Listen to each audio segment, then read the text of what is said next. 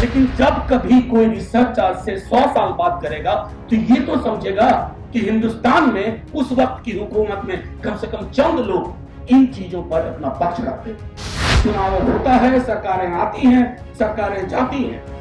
अमृत काल इस देश के लिए हो सकता है, किसी पॉलिटिकल पार्टी के लिए अमृत हमेशा के लिए नहीं है। हमने बड़े बड़े पॉलिटिकल पार्टीज और बड़े बड़े लीडर देखे हैं जो कहां दफन हो गए, आज कोई नाम लेवा। हम बीजेपी को हटा करके, मोदी जी को हटा करके एक दूसरे मोदी तो नहीं लाएंगे ना। ये नहीं हो सकता है ना कि एक वक्त पे आप छुट्टी ले लें। वो वक्त होता है एग्जामिनेशन का। अगर तराजू पे तौल के इलेक्ट्रल डेमोक्रेसी की बिसात पे आप सारे निर्णय लेंगे तो दुनिया का इतिहास गवाह है कि इलेक्ट्रल डेमोक्रेसी ने जो निर्णय लिए वो उस मुल्क के लिए 50 साल बाद अच्छे साबित हुए। अक्सर मैं देखता हूं लोग साफ तौर पर मुसलमान नाम लेने से बचते हैं, अल्पसंख्यक उस कैटेगरी का ज्यादा इस्तेमाल करते हैं। खुल के बोलिए, खुल के बोलिए। आप लाग लपेट के साथ बोलने का टाइम नहीं है। ये तो लगेगा ना कि 40, 42, 45% लोग अभी भी उस राजनीति के साथ नहीं है, खुल करके बोल रहे हैं। वो मादा, वो मिजाज मुझको लगता है तैयार करना होगा।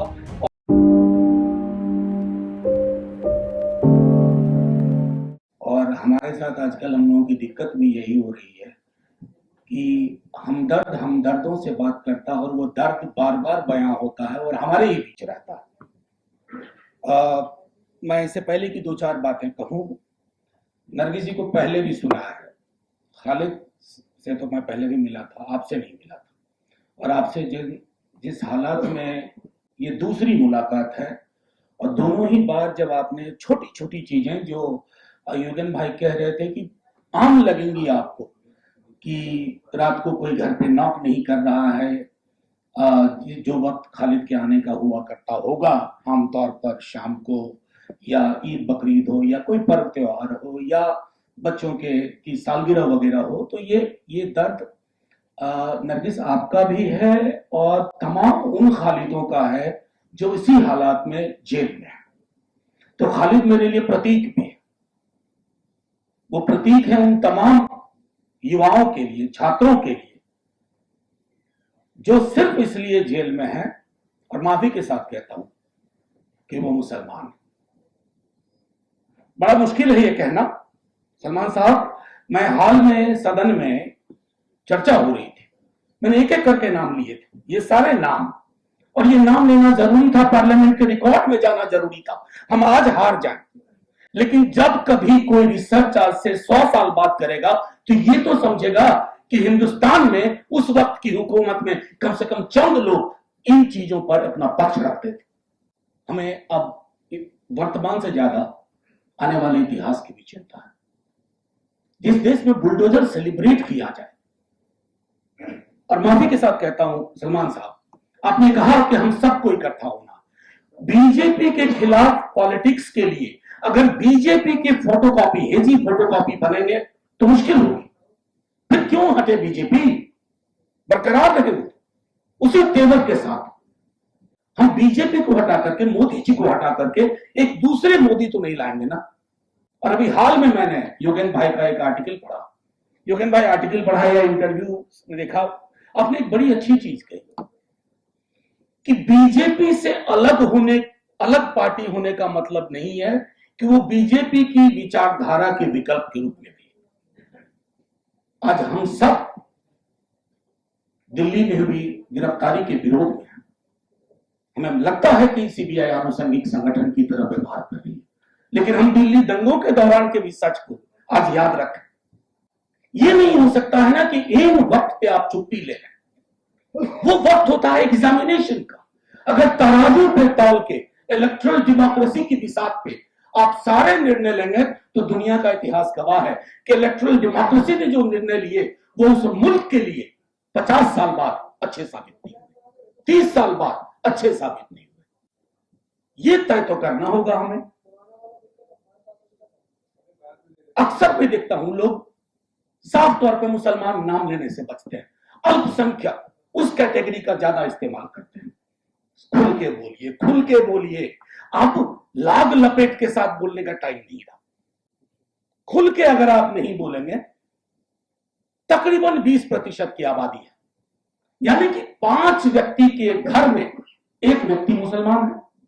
अगर मैं इसको थोड़ा अंकगणित में समझाऊं तो 5 बच्चे में से अगर एक बच्चे के लिए, उसके दर्द के लिए आप नहीं सोच रहे हैं, नहीं देख रहे हैं, आप तो घर में खुद आग लगा रहे हैं। और ये आग ऐसी है जिसके लिए कोई अग्निशामक यंत्र काम नहीं आता।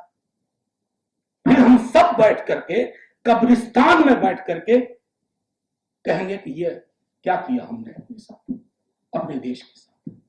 तो एक तो मुझको लगता है कि पॉलिटिकल पार्टीज को, सारे पॉलिटिकल पार्टीज को, सब अभी भरतपुर में हुआ, मैं देख रहा हूं लोग नाम नहीं ले रहे हैं साहब, दोनों ने नासिर जुनैद, क्या लग रहा है इसको बोलने में? कोई फर्क नहीं पड़ेगा अगर आप ये समझते हैं कि इन मामलों में चुप्पी रख करके और एक सॉफ्ट वर्जन ऑफ हिंदुत्व, वो सब काम नहीं करेगा। जब ओरिजिनल रहेगा तो फेक और फोटोकॉपी किसी को नहीं चाहिए। फोटोकॉपी क्यों बनना है? एक और इलेक्शन हार जाएंगे, यही होगा ना, 3 इलेक्शन लगातार हार जाएंगे, कम से कम देश तो नहीं हारेंगे ना। ये तो लगेगा ना कि 40, 42, 45% लोग अभी भी उस राजनीति के साथ नहीं है, खुल करके बोल रहे हैं। वो मादा, वो मिजाज मुझको लगता है तैयार करना होगा। और ये जो अक्सर नफा नुकसान वाली चीजों के कारण, बहुत शाम की डिबेट क्यों जाना जरूरी है, मेरी पार्टी ने लगभग छोड़ दिया। क्यों जाएं उस डिबेट में जिसमें, जैसा कि आपने कहा क्या कीजिए, सब कुछ पहले से तय है। और मैं तो अपने कई सारे मेरे मित्र हैं एंकर, उनसे उनकी शिकायत क्या करना? उन्हें तो एक स्क्रिप्ट मिली हुई है, वो उसके आगे नहीं जा सकते, उसके पीछे नहीं जा सकते, उसके दाएं नहीं जा सकते, उसके बाएं नहीं जा सकते। लेकिन हम आप कुछ फैसले ले सकते हैं, और वो फैसले हम नहीं ले रहे हैं। हम वो फैसले इसलिए भी नहीं ले रहे हैं कि जो डर भाजपा फैलाना चाहती थी, आपने उस डर को अंगीकार कर लिया। कई पॉलिटिकल पार्टीज ने अंगीकार कर लिया, कई पॉलिटिकल पार्टीज ने दूसरे तरीके अख्तियार कर लिए। बाहैसियत हम सब सिर्फ पॉलिटिकल पार्टी के नुमाइंदे नहीं, कल को मेरा सभा का मेंबर नहीं रहूंगा, लेकिन मेरी नागरिकता तो कोई नहीं लेगा ना उससे। मैं बाहैसियत एक नागरिक के रूप में यहां, वो भी, और एक नागरिक के रूप में मुझे कश्मीर पर भी बोलना होगा।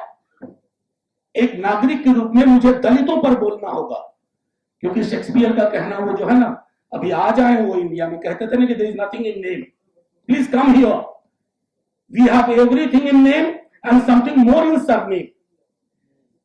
नाम और सरनेम का खेल इस देश में चल रहा है, और तब भी हम कहते हैं कि हमें इस राजनीति में थोड़ा सॉफ्ट वर्जन बन करके अपनी जगह तलाशनी है। और एक बार सत्ता में आ गए, नहीं साहब, सत्ता में आप आ जाएंगे, मैं मानता हूं सत्ता का अंगणित अलग होता है, लेकिन मनोवैज्ञानिक रूप से हम इस देश को हार रहे हैं, सामाजिक रूप से हम इस देश को हार रहे हैं। इस मुल्क की जो तामीर थी, हम उसको खो चुके हैं। जिस मुल्क में नाम लेने से पहले किंतु परंतु करना पड़े, एक जुनैद के साथ एक पंकज को जोड़ना पड़े, अरे पंकज के लिए भी बोलो, जुनैद के लिए भी बोलो, कोई विरोधाभास नहीं है। लेकिन जब तक हम इसको नहीं समझेंगे, मैं समझता हूं कि मुश्किल होगी। मैं अक्सर इन मौकों पे साथियों आपके साथ रहा हूं, मेरी पूरी पार्टी भी, we watch for it, but we must remember, I see more or less similar faces in every meeting. हम सब एक दूसरे के आदी हो गए, आदत बन गए एक दूसरे की। इस आदत पे भी थोड़ा बदलाव करना होगा। हालांकि आज थोड़ा बदलाव है, सुना कुछ 1-2 IB के भी हमारे साथी आए हुए हैं, और उनसे भी आग्रह है कि आप गौर से सुने कि क्या है। यहां आइन की बात हो रही है, संविधान की बात हो रही है, क्योंकि यह मुल्क किसी पॉलिटिकल पार्टी की कस्टडी में हमेशा के लिए नहीं। चुनाव होता है, सरकारें आती हैं, सरकारें जाती हैं। अमृत काल इस देश के लिए हो सकता है, किसी पॉलिटिकल पार्टी के लिए अमृत हमेशा के लिए नहीं है। हमने बड़े बड़े पॉलिटिकल पार्टीज और बड़े बड़े लीडरान देखे हैं जो कहां दफन हो गए, आज कोई नाम लेवा नहीं। तो इस हकीकत को स्वीकार करते हुए हम कानूनी लड़ाई के लिए हमारे पास ऐसे लोग हैं, सलमान भाई हैं। सलमान भाई, आप लोगों को भी एक आग्रह मैं करूंगा कि लॉयर्स की एक पूरी टीम इन केसेस को, मैं जानता हूं आप प्रो बोनो केसेस लेते हैं, लेकिन एक पूरी टीम अवेलेबल हो, क्योंकि अक्सर उस दौर में कुछ नोट शेयर किए थे हमने, नदीम ने भी आपस में। मेरे पार्टी का एक लड़का मीरान हैदर, वो मेरे साथ दिल्ली राइट के टाइम में रिलीफ के काम में या कोरोना के वक्त में रिलीफ के काम के लिए मैं डिपेंडेंट रहता था उससे। वो जेल में है।